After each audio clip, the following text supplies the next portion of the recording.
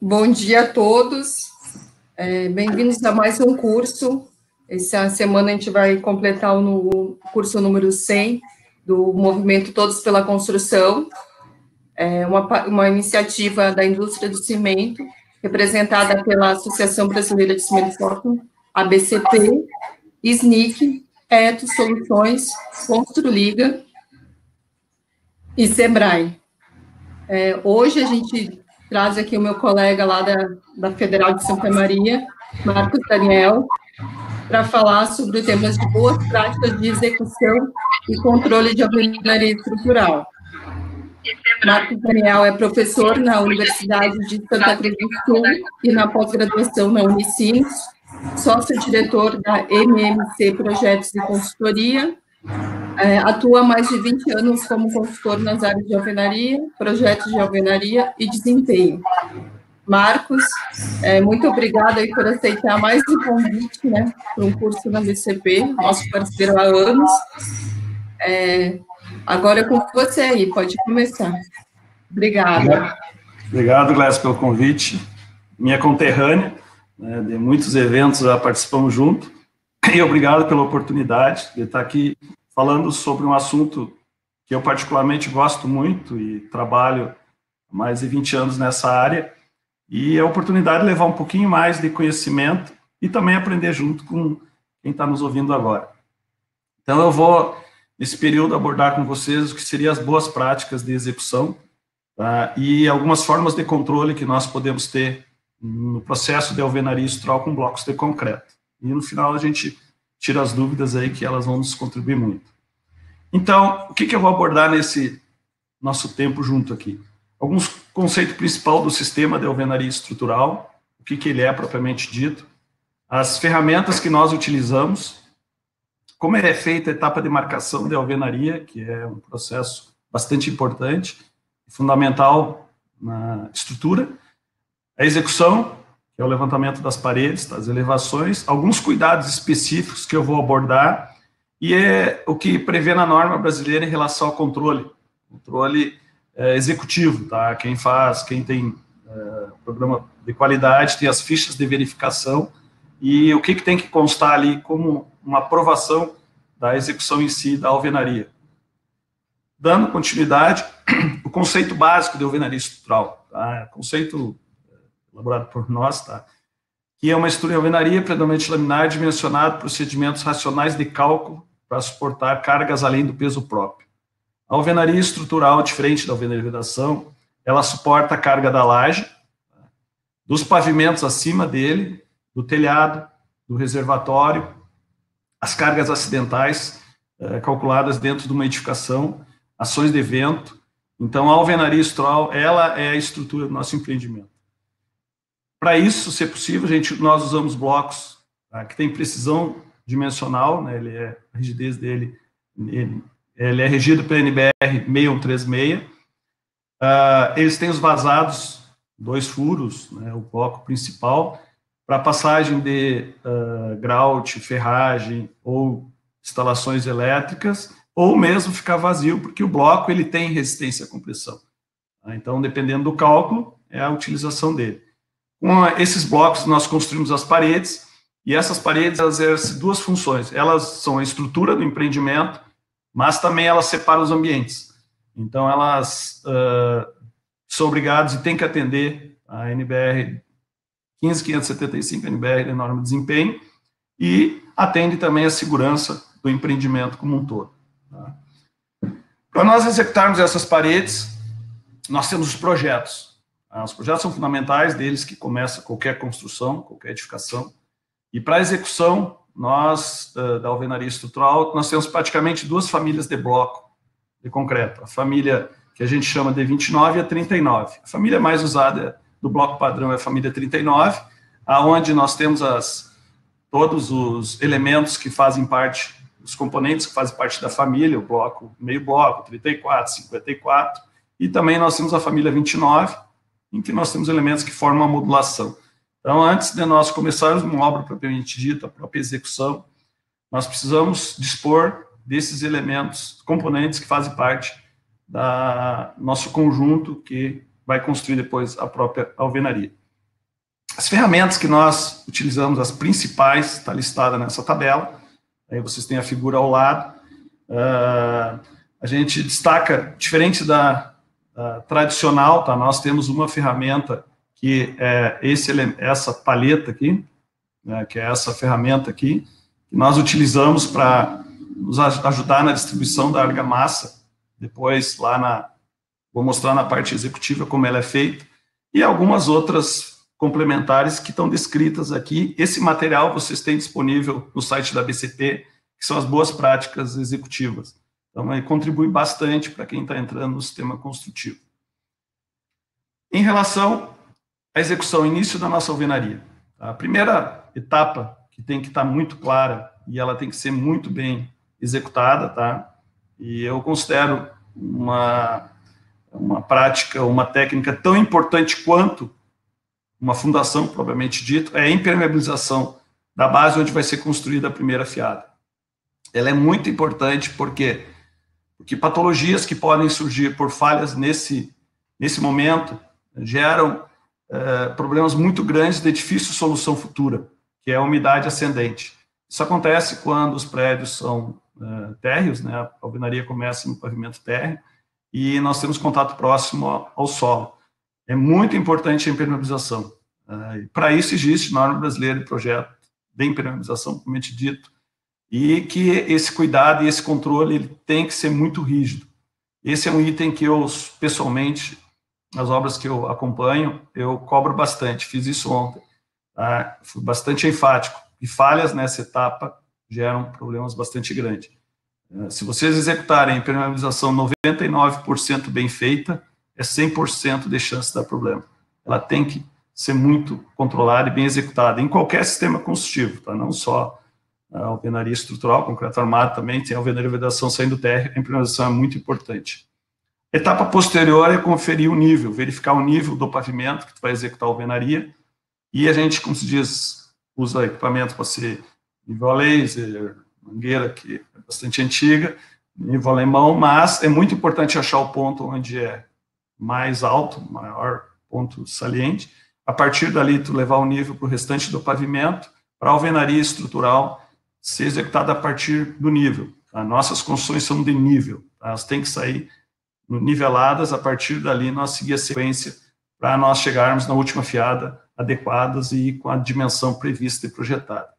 O esquadro também tem que ser conferido, etapa posterior, né, pós-nivelamento, confere-se o esquadro da estrutura, que é da base, onde tem as vigas de fundação ou andar de cima a laje, e esse esquadro ele é muito importante, não só na estética, quando vai se colocar o piso, e sim na estrutura.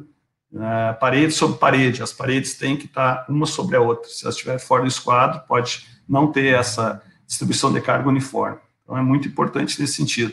Se traça depois do esquadro as linhas base de assentamento, assenta-se os blocos de canto, que a gente chama os blocos estratégicos, depois vou mostrar na sequência. Depois completa-se a fiada e se coloca os cantilhões.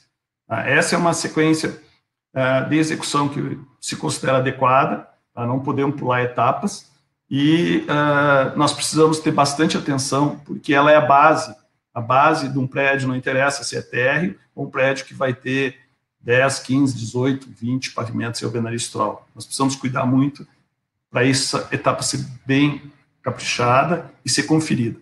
Tá?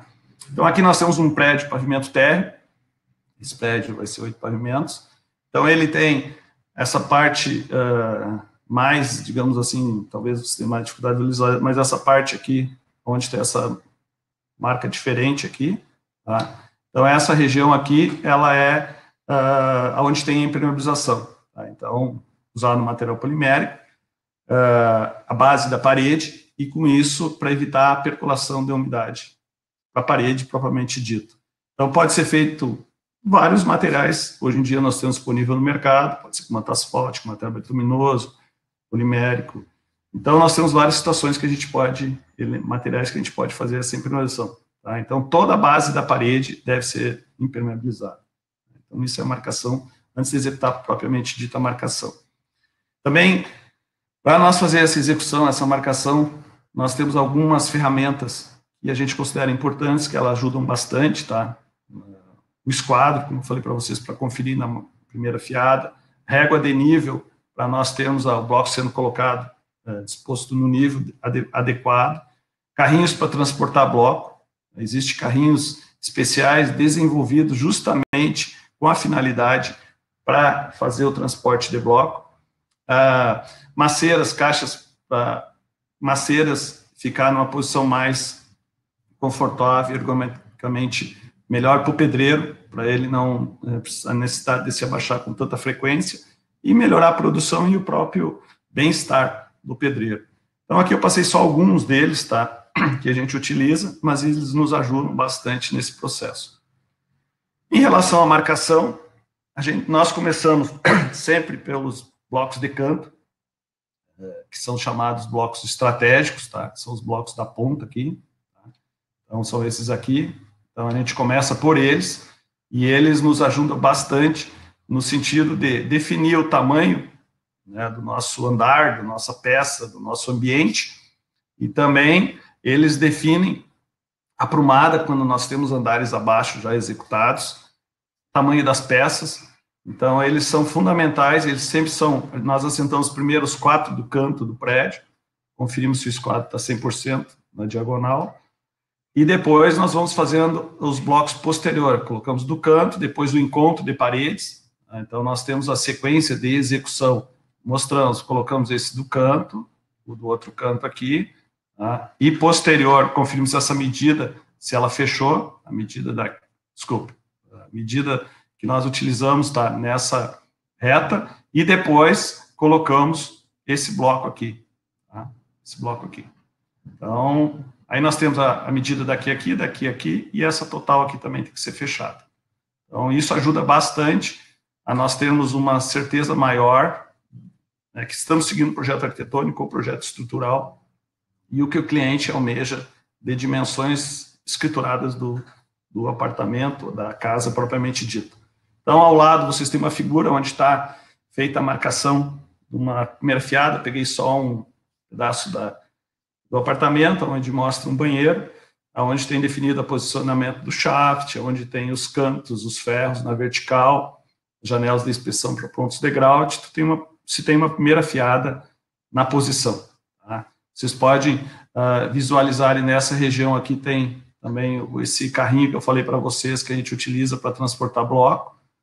Aqui eu falei para vocês do shaft, que é essa região aqui onde vai ter o shaft, ela marcada já no início, aqui, esse fechamento aqui é feito posterior com a alvenaria de vedação, os pontos de grout estão na posição, tá?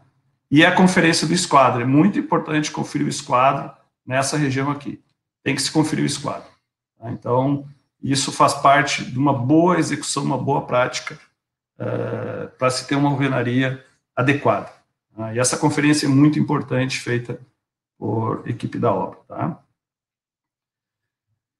Quando vai se executar a alvenaria, com exceção da primeira junta da primeira fiada, tá? As juntas estão especificadas na norma brasileira, são 10 milímetros, tá? Tanto vertical como horizontal. E NBR 15901, a que está vigente, como também a nova norma de alvenaria estrutural, que está sendo finalizada, sob gestão do professor Parziquian, e já veio de consulta pública, logo, acredito que ela vai estar aí para nós, disponível no mercado, e ela continua mantendo esse mesmo padrão, as juntas verticais e horizontais devem ser 10 milímetros, com exceção na marcação da primeira fiada, que nós podemos ter alguns ajustes, vocês visualizam na figura ali, onde está escrito pavimento, tem a primeira fiada, ajustes de 5 a 20 milímetros, para o que eu comentei com vocês, a verificação do nível, para nós começarmos com a alvenaria, os blocos dispostos no nível, para todas as fiadas seguirem a referência da modulação, 20, 20, 20, 20, assim por diante. 20, por quê? Porque o bloco tem 19, mais 1 centímetro de argamassa, fechamos 20 centímetros.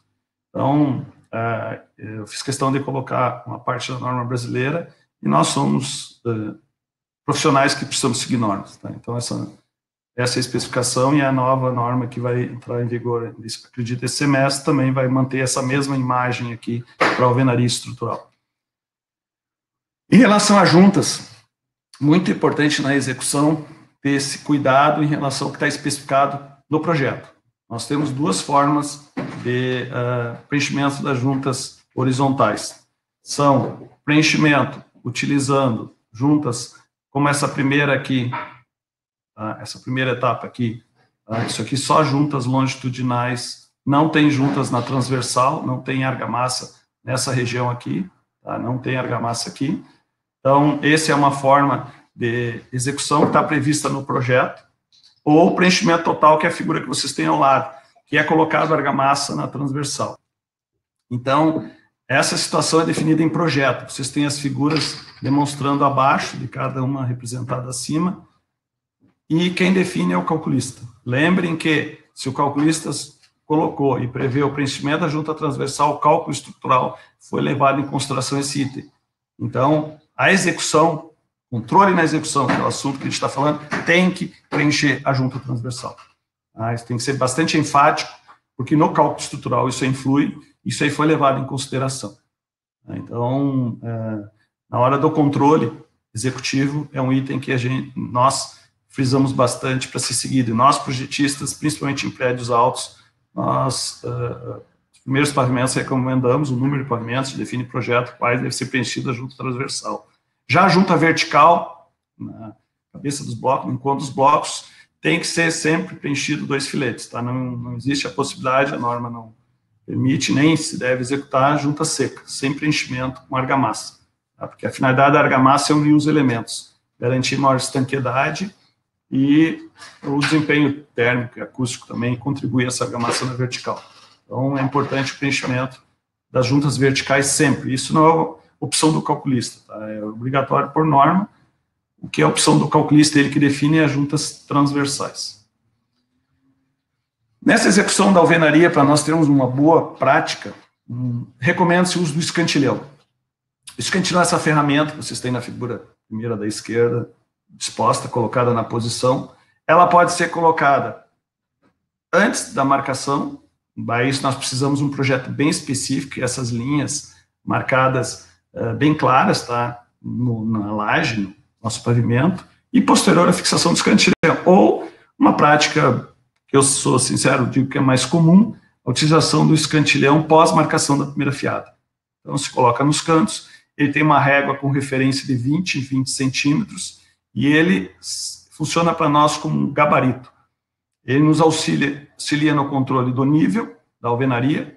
Nós temos uma alvenaria, todas as paredes trabalhando na mesma referência, não há necessidade de nós estar conferindo o nível, meio pé direito do pavimento, depois pé direito inteiro, e usando o escantilhão, essa referência ela segue até o final do pavimento, tá? Até a cinta de amarração que vocês podem ver na figura da direita. O escantilhão disposto, ele fica até terminar a execução da alvenaria, e é retirado no momento que vai ser colocada a laje ou montada a laje. Na figura da esquerda embaixo, vocês visualizam os cantilhões colocados, aonde nós utilizamos eles? Nos encontros das paredes ortogonais 90 graus. Então, todos os encontros, se utiliza essa ferramenta, o que necessita num pavimento, num apartamento, digamos assim, de 2 dormitórios, de 8 a 12 cantilhões, depende da situação e do volume de paredes que se tem, mas o comum é mais ou menos em torno desse número de equipamentos. Nós temos fornecedores a nível do Brasil que fornecem esse equipamento, e ele ajuda bastante a se manter, se ter uma alvenaria com mais facilidade de controle de prumo e de nível. É obrigatório o uso do cantilhão? Não. A norma especifica que deve ser? Não. Se consegue fazer alvenaria estrutural em boa qualidade, sem usar esse cantilhão. Mas ele é digamos, dispositivo que nos contribui para se ter uma alvenaria mais fácil de se garantir essa prumada e esse nível. Recomendo sempre o uso do escantilhão. Depois de marcar a primeira fiada, você começa a executar a alvenaria, sempre primeira figura da esquerda, pelos cantos, então onde se faz a amarração nos cantos, vocês vejam em forma escalonada, para a partir dali nós temos o fechamento da alvenaria. Os blocos são colocados próximos aos pedreiros, quase sempre na parte central da peça, para permitir mais ou menos 80 centímetros ao metro que ele consiga circular, no contorno perímetro da parede. Vocês podem visualizar também o elemento de proteção na primeira foto à esquerda, proteção de periferia. Ele é bastante importante, ele faz parte da construção. A segurança do trabalho vem primeiro que a própria obra, propriamente dita. A segurança é fundamental. Então, vocês enxergam ali uma proteção de periferia. E a figura da esquerda não tem escantilhão alvenaria, a figura da direita tem escantilhão. Então, como eu comentei com vocês, nós podemos executar uma boa alvenaria estrutural com ou sem o uso dessa ferramenta. Então, os blocos estão próximos aos pedreiros, e na figura abaixo, aí é um esquema mostrando o momento que os gabaritos começam a entrar, os gabaritos das esquadrias, das janelas e das portas. Tá? São gabaritos que também podem nos ajudar na execução em si e no controle da nossa alvenaria.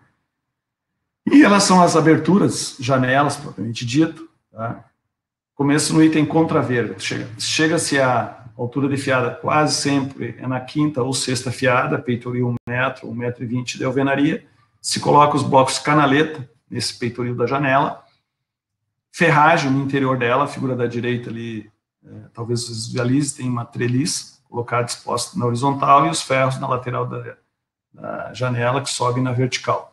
Então, essa ferragem em vergas e contravergas, elas são obrigatórias. Eu não posso usar uma contraverga só com preenchimento com grout. Nós precisamos de uma armadura para redistribuição de esforço. Então, elas estão presentes na execução, né, da contraverga e da verga sempre, assim como a cinta de amarração, tá? Tem na última fiada que eu falo na sequência. Mas é muito importante a utilização de armadura. Pode-se usar treliça ou barra reta. A opção de treliça é calculista, nós costumamos usar treliça nos nossos projetos, mas ela também pode ser usada barra reta. E depois é preenchido com grout. Grout, mais à frente eu vou falar, toda vez que tem ferragem é obrigatório o uso de grout. Então, grout envolve a ferragem nas vergas e contravergas. Pós execução da contraverga, se eleva a alvenaria, pode-se usar gabaritos. Figura da esquerda, em cima vocês enxergam um gabarito, visualizam, esse gabarito é comercializado no mercado, ele nos ajuda a definir o vão, tanto na largura como na altura, ele serve para conferência da prumada, ele já nos serve como um gabarito, né? Nós encostamos o bloco junto a ele, e a parte superior ele serve para apoio dos blocos canaletas da verga.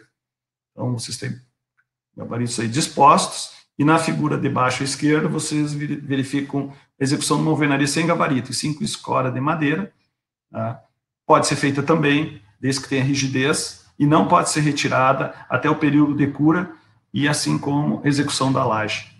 Não pode ser removida essa peça, esse apoio, porque esses blocos canaleta, eles são preenchidos com grout, né, que é um concreto, e ele tem um período de cura, e não pode ser removido. Como nós fizemos em vigas aí de concreto armado tradicionais com forma, a gente mantém um período de escoramento. Tá? Então, esse cuidado, ele tem que ser e tem que acontecer para nós termos uma boa alvenaria e a redução da possibilidade de patologia, principalmente as fissuras nas laterais, nos cantos, a 45 graus, tá? Que pode acontecer por falhas nesse momento da retirada das escoras ou não colocação de escoras, ou falha no transpasse, no preenchimento do interior da parede, com ferragem e concreto. Nós devemos preencher um módulo para cada lado, uma unidade, para nós garantirmos a redistribuição dos esforços adequada no lateral das aberturas. Comentei com vocês grauteamento. Esse texto fiz proposital retiro da norma brasileira. A norma brasileira atual e a próxima vai manter esse mesmo texto dessa forma. O grauteamento, o preenchimento pode ser horizontal ou vertical. Vertical são os pontos de reforço ou armaduras construtivas que nós botamos dentro do vazado dos blocos. É muito importante realizar a limpeza do vazado dos blocos, porque dentro do vazado dos blocos ocorre o acúmulo de argamassa de assentamento. Então, antes de grauteamento, é feita a limpeza com a barra de ferro complementar. Na base do furo onde é grauteado tem uma janela de inspeção, ali é removido, retirado esse resíduo de argamassa, colocado água para limpeza do vazado do bloco, realizado o fechamento desse ponto de grout, onde vai ser grauteado, e depois preenchimento do mesmo. Nós podemos preencher esse vazado até a altura de 1,60 m, tá? Porém, nós podemos também preencher o pé direito inteiro, por exemplo, 2,80 m. O que muda de um em relação ao outro? Para preenchimento do pé direito total, é indicado, deve ser utilizado um produto aditivo para garantir essa integridade do grout no vazado do bloco e o adensamento dele. Se utiliza uma barra auxiliar complementar para auxiliar nesse adensamento manual que é feito. Não recomendo o uso de vibradores com grande intensidade, porque eles vão acabar prejudicando a integridade da alvenaria. E, então, se utiliza uma barra auxiliar para complementar. Então, passando, vou mostrar uma sequência que nós temos da execução desse grauteamento. Vocês visualizam na figura, primeiro da direita, na parte superior, uma janela de inspeção que nós temos na base dos pontos onde é grauteado. Então, esses blocos, eles podem ser colocados já cortados, aberta essa janela, nos pontos onde nós temos ferragem. Sendo que o grout, ele também pode ser utilizado como aumento da capacidade resistente da parede. Nem todo lugar que tem grout é obrigado a ter ferro, mas em todo lugar que tem ferragem é obrigado a ter grout. Por quê? Porque existem situações em que nós precisamos só um aumento da capacidade de absorver carga da parede, a compressão. E isso se obtém com o preenchimento vazado dos blocos, nós aumentamos a capacidade de carga da parede. E não obrigatoriamente se coloque ferro. Porém, quando nós temos esforços para absorver flexões, ações de vento, ou alguns outros esforços pré-calculados, se usa armadura. Agora, só compressão, muitas vezes se usa grout. Então, toda a base onde é feito esse grauteamento deve ser feita essas janelas de inspeção. Para retirar o que vocês vejam na figura abaixo, o desenho esquemático, retirar aquelas, vamos chamar rebarbas, né, o excesso de argamassa que fica ao redor. Que é natural essa rebarba, porque quando se assenta o bloco, costuma-se colocar uma argamassa na faixa de 2 ou 2,5 cm de altura. Coloque-se o bloco na posição, faça a acomodação dele, para ele chegar no nível, com a argamassa de junta de 1 centímetro, e nós seguirmos a linha, referência da linha de nível. Então, ela ocorre essa compressão da argamassa, um pouco ela sai para o lado de fora, na parede, na face da parede, onde está o pedreiro, ele passa a colher de pedreiro e coloca na caixa da argamassa esse argamassa excedente. Porém, dentro do vazado do bloco, ele não consegue retirar ela. Então, ela fica posterior para ser removida com essa barra de ferro complementar, que para isso tem a janela da inspeção. É obrigatório a janela da inspeção e limpeza nos vazados do bloco. Mesmo grauteando meio pé direito, nós temos que fazer uma janela também no meio pé direito. Quando se grauteia o pé direito inteiro, a gente tem apenas uma janela na base, na primeira fiada. Quando se grauteia em 2 vezes, vai ter uma na base e uma meio pé direito. Então, tem 2 janelas de inspeção. Okay? Então, aqui tem um exemplo, figura da esquerda, está ali as janelas de inspeção, os pontos todos onde tem ferragem ou reforço, tem que ter essa abertura no bloco.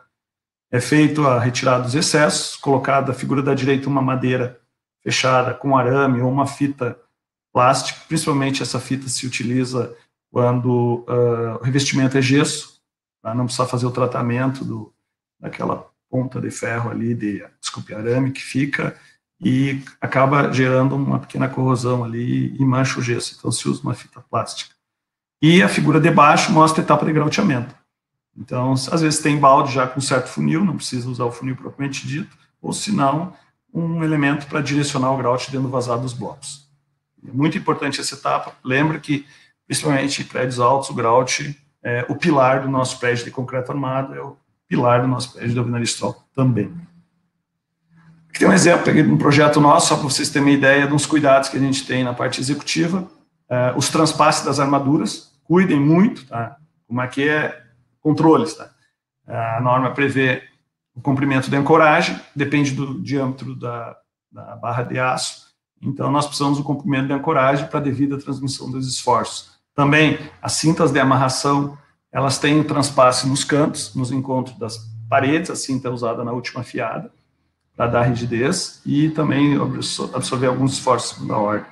Tanto paredes em L como em T, nós fizemos o transpasse das armaduras para devida rigidez.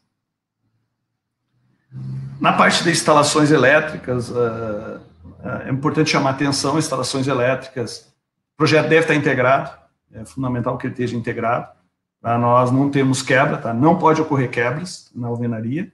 Essas caixinhas de luz, elas podem vir fixadas anterior ao assentamento do bloco e colocá-la já com ponto, ou aberta posterior. Eu vou dar alguns exemplos aqui. Tem os exemplos, tá? Vocês podem ver, tá? Tem uma certa claridade nessa região aqui, tem uma certa claridade, quer dizer que a laje não foi colocada ainda. Então, isso quer dizer que não tem ainda as esperas elétricas no teto ainda, e já tem o ponto elétrico aberto para a caixinha de luz. Então, esse ponto é uma máquina de corte horizontal, e ela faz essa, digamos assim, essa abertura sem necessidade de uma máquina de disco tradicional. Então, isso é uma evolução que está se tendo bastante. Essas caixas, elas são plugadas, e nós temos alguns fornecedores já a nível Brasil, seguindo a metodologia que se tinha a fixação desses pontos elétricos, como era no gesso acartonado. Então, facilita bastante a instalação e é bastante prático. Nessa figura da direita, abaixo, você já visualiza um CD colocado, os pontos elétricos colocados, e sem quebras. Não pode acontecer quebras em paredes de alvenaria Stroll. Isso é bem claro, eu tenho certeza que o pessoal que está assistindo isso sabe, mas tem que se fazer isso também nas obras. Tem que botar isso em prática. Por isso é importante o eletricista acompanhar a execução da alvenaria. Ele tem que estar junto nesse processo. Vocês podem visualizar na figura da direita, na parte superior, as tubulações já passadas antes de colocar a laje ou pré-moldar. Esse caso é uma laje industrializada, essa aí é uma laje que vinha pronta, tá? Então, fazer a conexão, já estão todas as tubulações passadas. E passar as tubulações antes de concretar a cinta de amarração. Porque se nós concretarmos a cinta e não tivermos passado as tubulações, vai ocorrer quebras, cortes. Isso não é recomendado no sistema construtivo considerado racionalizado, como é a alvenaria Stroll. Na verdade, sinceramente, não é recomendado em nenhum sistema construtivo. Imagina paredes de concreto que não foi passada a tubulação e houver necessidade de cortes ou quebras. Não, isso não pode acontecer. Continuando nessa parte de instalações, existem práticas, por exemplo, vazados para instalação de quadro de luz, CD, algumas caixas no interior da alvenaria. Eles têm que ser projetados, vindo do projeto. Vocês podem visualizar, tanto na figura da esquerda, ali já está a caixinha de CD, na parte superior, pronta para ser colocada na posição. Na da direita está o vazado, as tubulações passadas, e na esquerda foi aberto a parte do bloco, não atravessa a parede inteira, e sim só a parte voltada ao profissional onde está trabalhando. Essa situação da figura da esquerda embaixo se usa bastante, principalmente quando tem o CD e paredes que dividem dois apartamentos, para evitar que os fundos da caixa do CD de um apartamento fiquem muito próximo à superfície do apartamento vizinho, até para diminuir também a passagem de som, parte acústica. Então, nós temos 3 situações aqui de CDs, pontos de caixas, tá, a ser instaladas já executadas os vãos na execução da alvenaria. Isso, pessoal, é muito importante.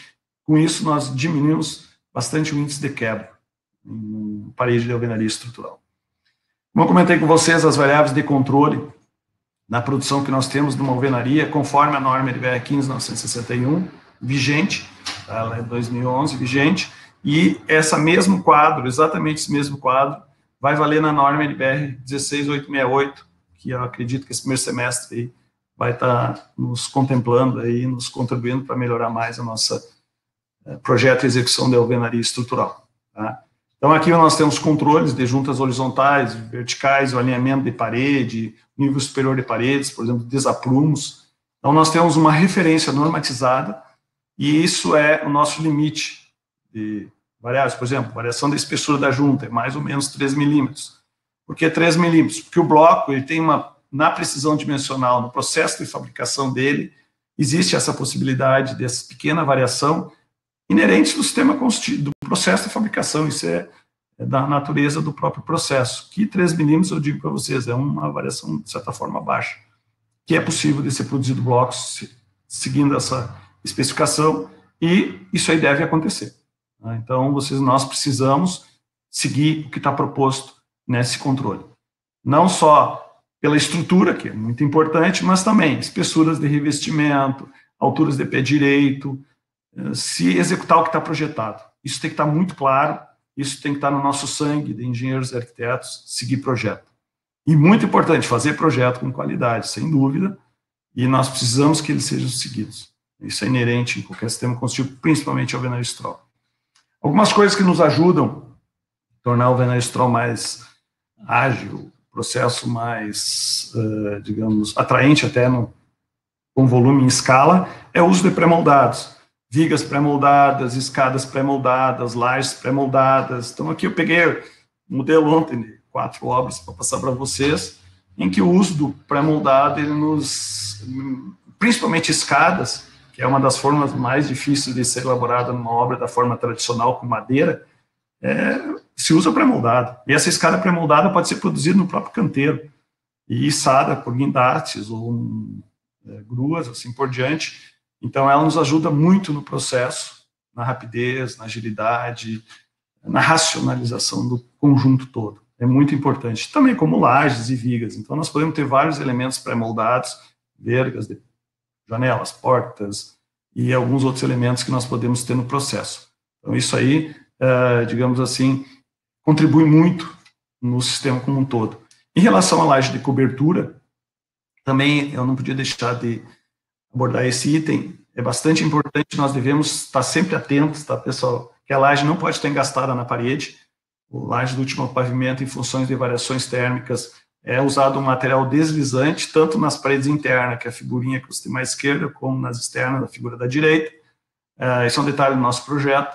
Elas estão claras e deixado bem detalhado para a nossa empresa que vai executar a consultora, permitir essa pequena movimentação térmica e não transmitir esforços para a alvenaria na horizontal ali, que gerariam fissuras térmicas. Então, cuidem bastante, laje do último pavimento, ela é muito, muito importante.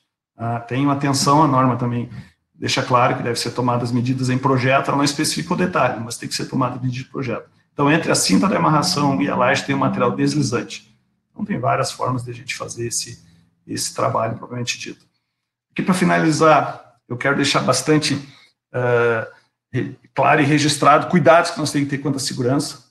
A segurança, hoje nós passamos por esse período aí, em relação a essa pandemia. Qual elementos que a gente utiliza para segurança, e é importante, né? Nós usamos a máscara, o álcool gel. Quanto a fachadas, é muito importante a alvenaria Stroll, proteção de periferia. Ela pode ser a figura da esquerda com fachadeira, a figura da direita com proteção de periferia deslizante, e aí embaixo, essa figura eu botei até porque é um sistema de fechamento para evitar uma possível... Tem ali uma tela igual metálica, mas ali é um posto elevador. Então, ali tem um elemento metálico que serve de proteção para ninguém chegar próximo ali e ter, digamos assim, uma situação de o pé se cair ou se machucar naquela região ali. Então, lembre sempre, segurança do trabalho é o primeiro item que a gente considera em qualquer atividade. Nossa vida, a vida é o maior valor de tudo, não tem comparação. Algumas obras rápidas só para passar aqui para finalizar. Um exemplo, a primeira figura da esquerda, a superior e a inferior, são sobrados. Você pode fazer alvenaria Stroll, casas térreas, sobrados, 3 andares, 4 andares. Da direita são prédios de 5 andares, empreendimento que são 16 torres. Eu ia colocar um de 60 torres que a gente fez no empreendimento, só que a imagem não estava para visualizar 60 torres, então usei esse aí, menor escala, mas são prédios de 5 pavimentos, tranquilo. Também nós podemos fazer prédios que nem esse aqui, 18 pavimentos, uma altura maior. Tem uma gama de prédios aí bastante grandes, feita a nível mundial. E também no Brasil, alvenaria Stroll. O sistema construtivo mais utilizado, Minha Casa Minha Vida, no Brasil é alvenaria Stroll. A história. Nós temos também paredes de concreto, mas a história, a alvenaria Stroll é feita há décadas, né? Então, o maior volume de obras construídas no programas habitacionais da Caixa Econômica Federal até hoje, para Minha Casa Minha Vida, tem vários planos que a gente passou por eles, é o alvenaria Stroll. É um sistema rápido, ágil, que nos contribui bastante na racionalização e a possibilidade de pessoas terem imóveis num custo que é possível de ser adquirido, né? E com segurança, principalmente. Então, o que eu tinha para passar para vocês, pessoal, nesse período que me foi dado, era isso aí. Eu vou deixar agora, a Grécia vai gerenciar aí os questionamentos, as dúvidas e as perguntas, vocês estão livres para poder contribuir. Obrigada, Marcos. Muito didática a sua apresentação.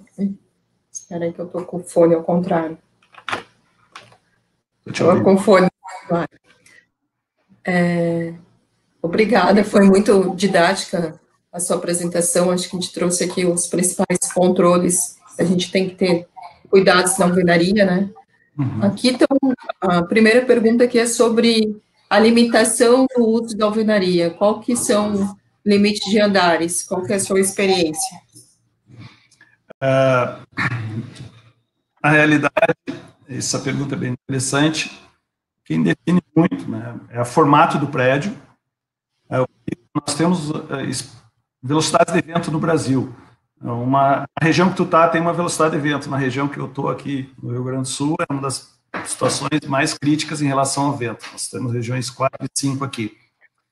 Em função do cálculo estrutural, o que a gente tem de experiência em altura? Aqui no Rio Grande do Sul, nós chegamos até 18 pavimentos. Aí em São Paulo, nós temos 24 andares. É o que a gente tem praticado, e não quer dizer que não possa ter maior altura que isso. Mas eu considero que são alguns limites que a gente tem hoje em alvenaria estrutural com blocos de concreto. Porém, a evolução das ferramentas de cálculo, refinamento e principalmente a geometria do prédio. Ela é o fator decisivo nessa definição de qual altura. Por quê? Pela viabilidade econômica. Dependendo de chegar a um certo número de pavimentos, a quantidade de aço que nós precisamos no interior do vazado dos blocos se torna mais econômico e mais racional se fazer um pilar. Agora, porém, se a ação do vento não é significativa naquela região, a tração que está acontecendo no prédio, ela é considerada baixa e nós viabilizarmos a alvenaria estrutural, ela se torna muito competitiva. Por isso que Minha Casa Minha Vida, a grande maioria das obras é alvenaria, são prédios de 4 a 8 pavimentos, a maioria tem no chão, com terrenos, de certa forma, grandes, em que a alvenaria estrutural é praticamente imbatível, principalmente em escala a nível Brasil. Então, por isso que a altura, vamos chamar nós, aqui na região sul, ficamos na faixa de 18 pavimentos, depois onde a ação de vento é um pouquinho menor, chegando a 22, 24, mas, como eu te falei, com o refinamento das ferramentas de cálculo e com o desenvolvimento de novos blocos com maior resistência, inclusive em São Paulo, blocos sendo desenvolvido para 30 megapascal, nós aqui no Rio Grande do Sul é 20, o que a gente chegou na maior resistência. Então, eu acho que isso vai dar a possibilidade, talvez, de alturas maiores no futuro. E também seguindo nesse tema aí, tem aqui, quando a gente tem um pavimento de 23, o edifício de 23 pavimentos, né, o bloco seria 24 MPa. Você falou de 30 também. Você está percebendo aí alguma patologia de problema de aderência de revestimento nesse tipo de bloco com maior resistência? Sim, nós já tivemos isso. Sinceramente, em algumas condições aconteceu. Nós tivemos esse problema em blocos de 18 MPa, 20 MPa. Aí nós tomamos uma medida na fase de execução lá do revestimento, fazer uma ponte química, fazer a ligação do chapisco, digamos assim, com o revestimento argamassado, principalmente fachadas. O gesso tem mais facilidade de aderência. Agora, a fachada, revestimento argamassado, nós tomamos medidas no chapisco, para nós conseguir essa ancoragem química no bloco, como nós fizemos concretos, tá? Se nós compararmos concreto armado, um concreto acima de 30, assim, é obrigado a usar elemento para formar ponte química entre o chapisco e a base de concreto armado. Se nós olharmos um bloco de 20 MPa, o concreto do bloco que foi produzido, esse bloco tem 40 MPa. Por quê? A relação área líquida era bruta, né? Se descontarmos os vazios dos blocos, considerarmos ele maciço, esse concreto é de 40 MPa. Então, ele tem baixa absorção e pouca porosidade. Por isso que o que tu me perguntaste é muito bom, né? Precisa fazer essa ponte química.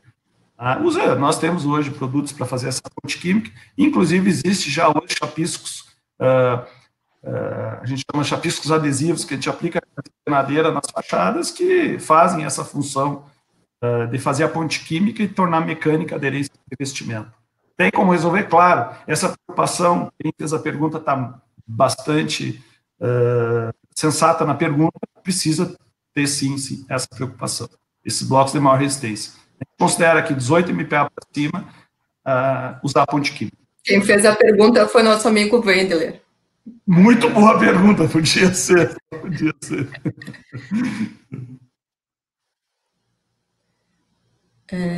Então, e aqui também em relação à altura, né, se existe um mínimo de pavimentos que permite utilizar esse sistema. E acho que, seguindo nessa linha, assim, né,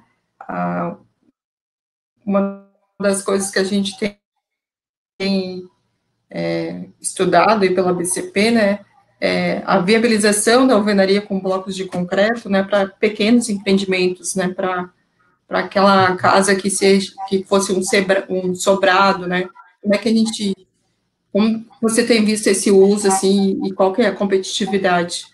Uhum. Em relação ao uso de número mínimo de pavimentos, ele não tem. Nós temos vários empreendimentos feitos casas térreas em escala, né? Eu sou consultor do empreendimento aqui no Rio Grande do Sul, são milhares de unidades sendo construídas. Então, por ser térreo, viabiliza ou inviabiliza a alvenaria estrutural, isso não é esse item que é o decisivo.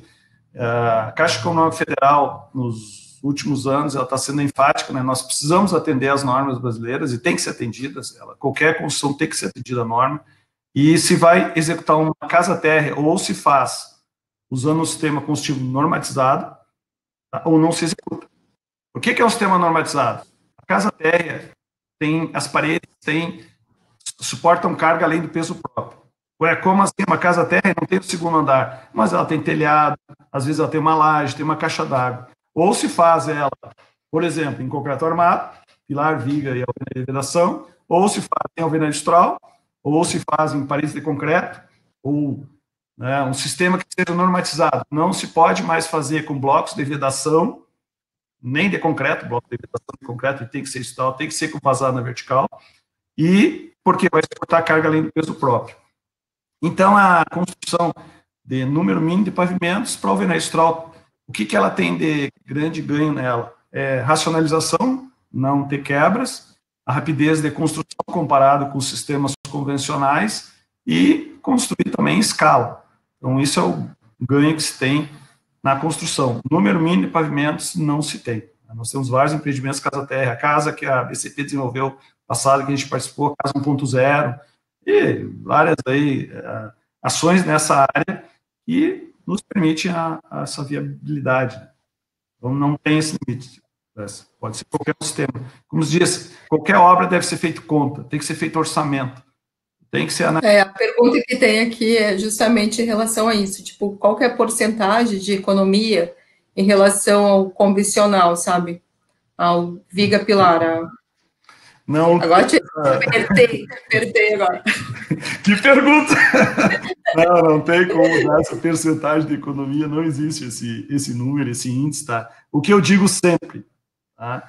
Qualquer sistema combustível bem feito, tá? Projetado, desenvolvido o projeto mesmo, pensando na racionalização, não pode acontecer quebras. Esse é o primeiro item que eu prezo e eu digo para vocês, qualquer construção que vocês estejam fazendo, se vocês vejam uma pessoa precisar levantar uma parede e depois um eletricista e quebrar a parede para passar a tubulação, isso não é racional.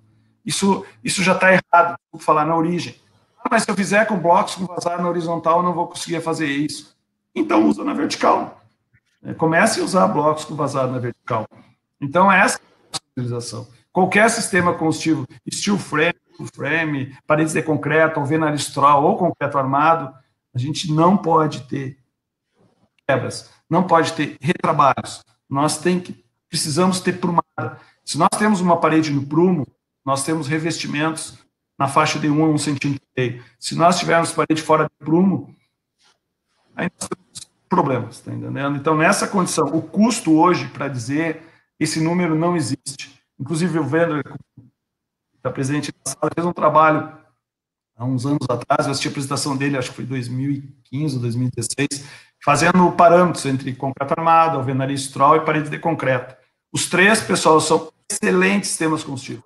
Aí você diz, mas tu está aqui falando de alvenaria estrutural, bloco de concreto, né? Eu disse, tá, mas tem também concreto armado, que é excelente sistema construtivo. Parede de concreto é excelente sistema construtivo. Agora, o que tem que ser? Muito bem gerido. Qualquer sistema construtivo tem que ser bem gerido. Então, essa economia se tem fazendo orçamento. Não existe número mágico, cabalístico, vai economizar 8%, 10%, não tem esse número. Mas tu não sabe isso, nós já fizemos 370 e poucos empreendimentos em alvenaria estrutural projeto. Esse número, pessoal, depende de quem executa, entendendo? Eu posso dar o melhor carro para um piloto, se ele não for bom, aquele carro é bom, entendendo? Então, ele tem que treinar, ele tem que estar habilitado, estar preparado para dirigir aquele carro. Então, isso é os sistemas construtivos. O número depende de quem está executando. Agora, que tem potencial? Claro que tem. Enorme. Rapidez de construção comparado com o sistema de concreto armado tradicional, ele é muito mais rápido. Mas eu preciso da liberdade para o meu cliente de alterar o layout. Bom, aí tu já começa a limitar a alvenaria estrutural. Essa alteração de layout, se não foi projetada para aquelas paredes ser removida, ela não pode acontecer. Como em concreto armado. Não pode se tirar pilar em concreto armado. Não se tira viga em concreto armado, porque ele não foi projetado para o pilar.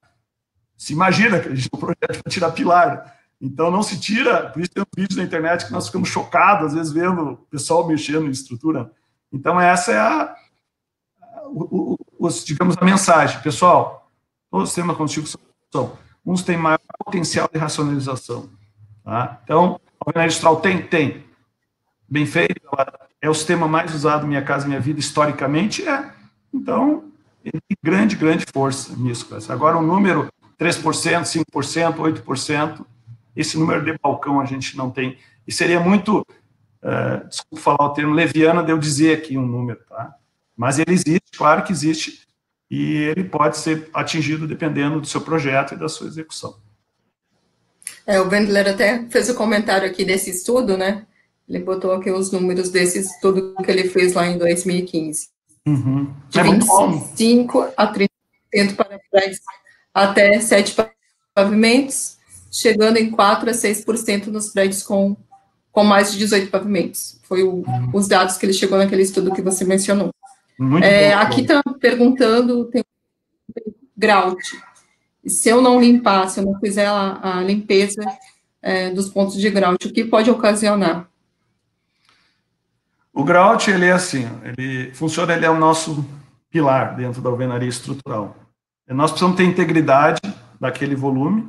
Tá? O que pode acontecer? Falhas de preenchimento, ter vazios, e a própria argamassa costuma ter, quase sempre se tem menos resistência que o grout. Então, nós vamos ter elementos de menor resistência no meio de elementos de maior resistência. Nós prejudicamos o sistema. Ponto. Não adianta dizer, é que nem o pilar de concreto armado com falhas, com bicheiras. Ele não pode ficar com essas falhas. Tem que ser feita a limpeza? Tem. O que isso pode causar? Pode causar fissuras. Tá? Vamos falar assim, fácil mais de visualizar, uma contraverga que não for bem preenchida com grout, no canto onde transpassa para dentro da parede. Talvez aquela região vai ter uma fissura a 45 graus naquele canto. Então, essa situação, o preenchimento, o envolvimento da armadura com grout é muito importante. Pode surgir patologias disso, fissuras e até condições estruturais mais sérias. Se está se prevendo um pouco de reforço, aumento da capacidade da parede, de absorver cargas, e o grout ele não é bem executado, tu está comprometendo essa propriedade de aumento da resistência da parede, da capacidade de carga. Então, ele tem que ser bem feito.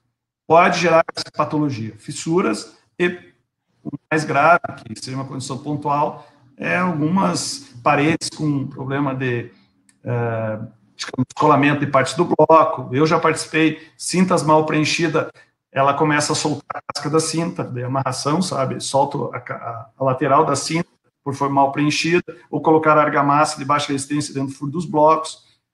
A tendência é surgir patologias. Por isso que ele tem que ser bem feito, e por isso que tem aquela etapa de limpeza, colocar um balde d'água, tapar o buraquinho e preencher. Hoje em dia, nós temos obras que esse grauteamento é feito com caminhões betoneiras que têm acoplado já no caminhão betoneiro uma bomba, e as mangas são de 50 milímetros. Ontem de manhã eu estava numa obra que esse grauteamento estava sendo feito, e esse caminhão e esse preenchimento, ele acontece bastante rápido. e essa ação, ela não é como uma bomba tradicional de concretagem, que a gente vê que solta aquela pressão forte. A pressão é suave, então é fácil o controle para largar dentro do vazado do bloco. E o concreto, já com aditivo, é excelente. A rapidez, por exemplo, esse empreendimento que eu estava é 285 pontos de grout. Eles faziam esse preenchimento na faixa de 2h30, 3 horas. Se fosse da forma tradicional, isso demoraria talvez 2 dias. Então, a gente ganha muito e o desperdício é muito pequeno. Isso é um grande ganho, principalmente em prédios altos. Tá? Nós estamos começando agora, talvez com esse mercado, nunca se sabe o que vai acontecer na vida, talvez, a gente não sabe se a construção em escala vai acontecer, vai continuar acontecendo, tomara Deus que sim, mas se nós tivermos problemas financeiros, a construção em grande escala vai diminuir. Então, nós vamos começar a verticalizar mais e diminuir o número de prédios em volume. Mas isso não cabe a nós hoje julgar, e nós somos técnicos, nós somos economistas ou médicos, né, principalmente hoje. Então, a gente, escala vertical, quanto mais vertical, mais pontos de grout nós temos no prédio. Então, mais importante etapa de grauteamento, trabalharmos esse processo. Você mencionou... Eu não te ouvi, Glécia.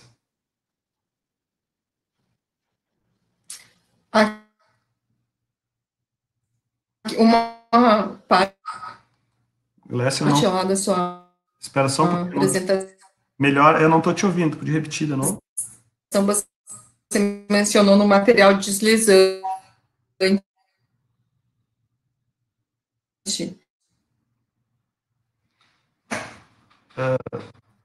Está cortando, Glécia, não sei se... Pode podia repetir. Citar que tipos...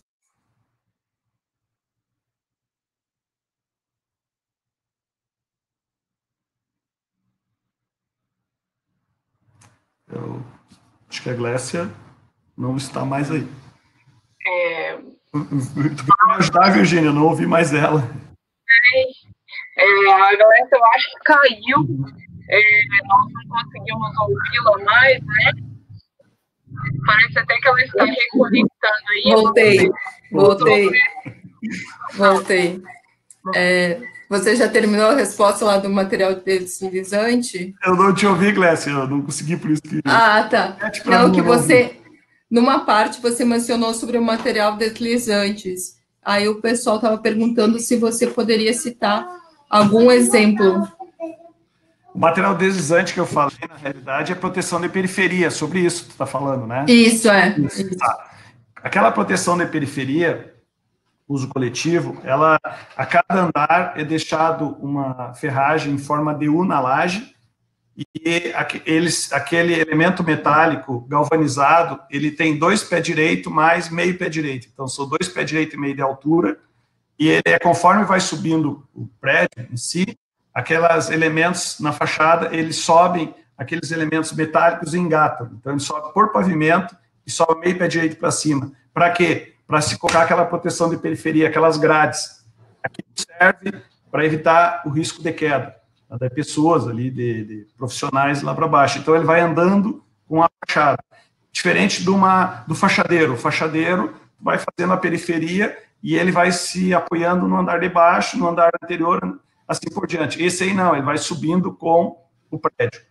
É a proteção de uso coletivo. Esse é o material, eu chamei de deslizante, mas ele vai subindo com o prédio. Nós utilizamos em vários empreendimentos esse modelo de proteção de periferia. Bom, a gente está chegando no nosso horário aqui, acho que a gente pode finalizar.